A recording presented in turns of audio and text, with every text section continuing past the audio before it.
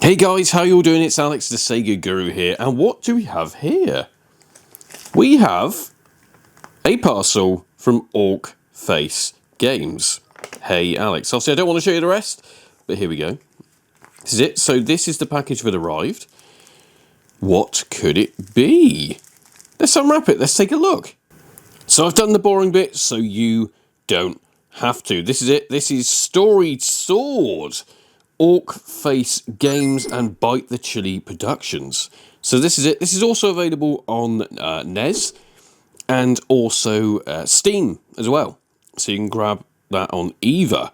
Swashbuckling 8-bit action. Guide our heroes Orchid and Cedric as they seek to stop the storied sword from falling into the hands of the evil sorcerer Vector. That's right, so there's 6 levels, and apparently this is actually a really decent title. By the way, there we go, batch number 1, number 47, limited to 500.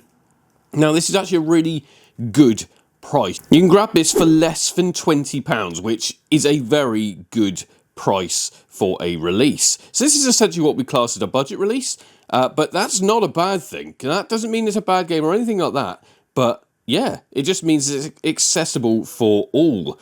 Obviously, all on there as well, as you can see. Storied Sword, Orc Face Games. Let's open it up. Let's take a look. Let's run our finger down this. The old school way of opening it up. Here we go. Take off the cellophane. Pop that over there. And here we go. So there it is. Storied Sword. Ooh! Nice little map there. What else do we have?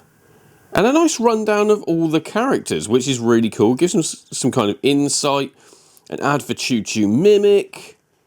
This is in colour as well, by the way. And a rundown of exactly, items, heads-up display. It's all there. Let's pop it in the Dreamcast, shall we? Let's actually take a look at the game.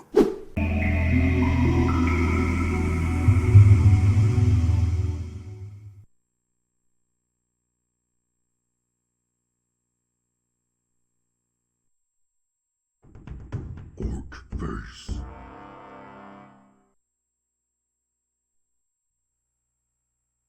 Now, I've got to say, I quite like the fact that this starts off with a C.S. Lewis quote. I'm a massive Alice in Wonderland fan, so for me, that was absolutely great to see. So this is it. This is Storied Sword for the Dreamcast, NES, and Steam. So obviously you've got a couple options straight off the bat, begin and obviously essentially settings. Now I will say you're probably going to want to start on easy or easier because this game really is, it's one that you're probably going to want to rip your hair out with. It's kind of that NES old school hard.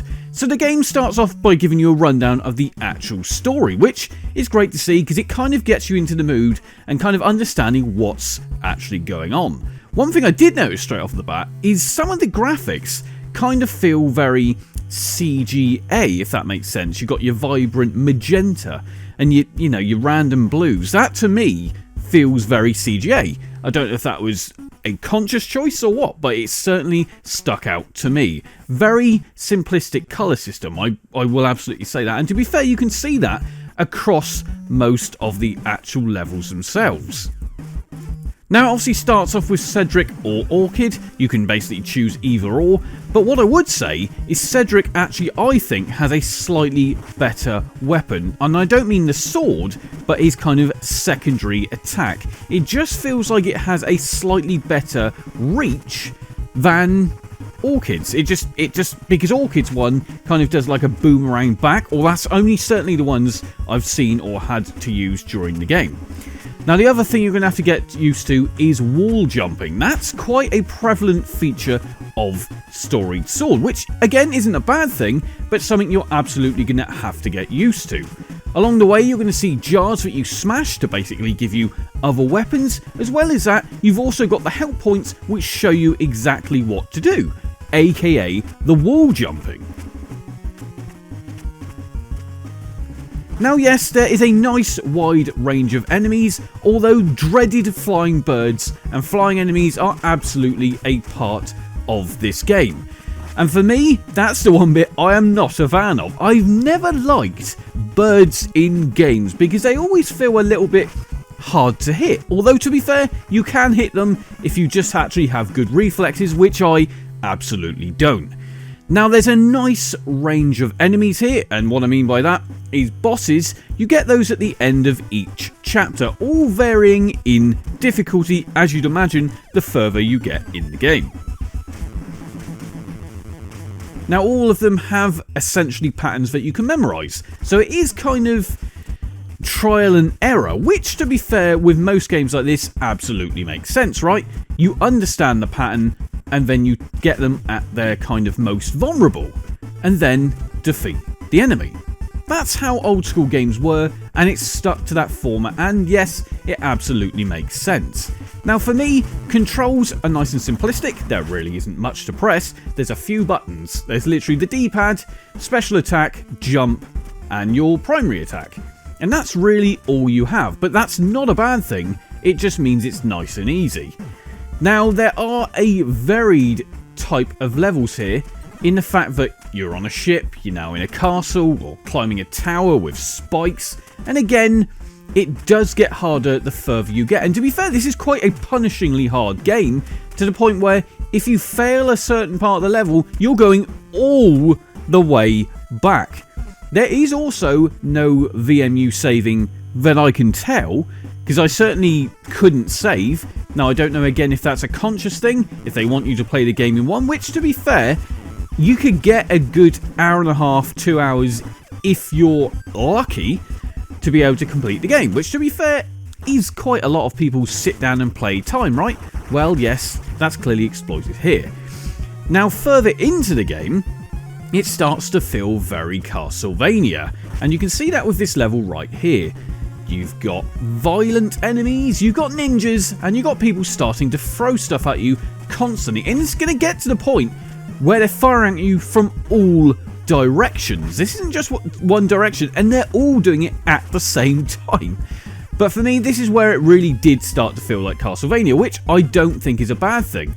There are also kind of multiple ways or multiple paths on some of the levels, not all of them, but some of them, so you can kind of go higher up into the sky, climbing a tower, or you can go slightly lower.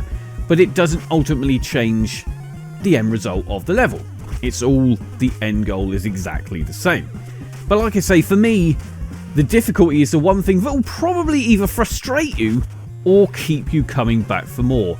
It's a really good price at £15, which to me I think is fantastic, or $18.45. So you can get it from Orcsface website right now for an absolute bargain price for a physical release. Go grab it now, tell them Alex sent you, like, comment and subscribe. It's Alex signing out.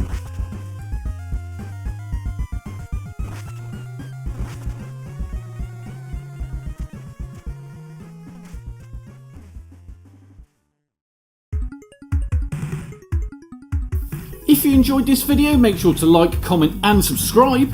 As well as that, you can also back the channel on Patreon. QR code is down below. But obviously you can check out this video, you can also check out that video. And on that note, it's Al signing out.